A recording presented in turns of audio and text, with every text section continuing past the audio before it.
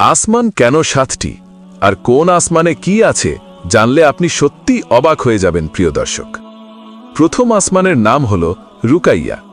এই আসমানে রয়েছে চন্দ্র, সূর্য, নক্ষত্র, অসংখ্য ফেরেশতা এবং আসমানের বিশাল দরজা।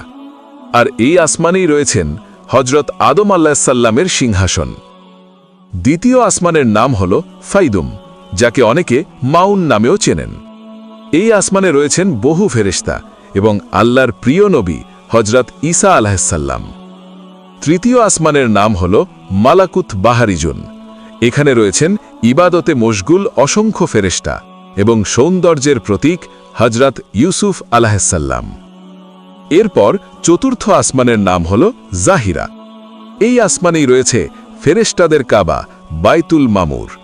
আর এখানেই অবস্থান করছেন হজরত ইদ্রিস আলাইহিসসালামের সিংহাসন। পঞ্চম আসমানের নাম হল মুসাহারাত। এই আসমানে রয়েছেন হজরত হারুন আলাইহিসসালামের সিংহাসন। ষষ্ঠ আসমানের নাম হল খালিসা।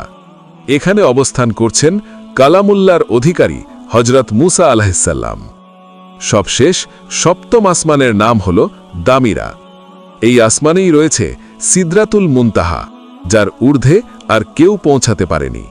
আর এখানেই অবস্থান করছেন হজরত ইব্রাহিম আলাইহিসসালামের সিংহাসন।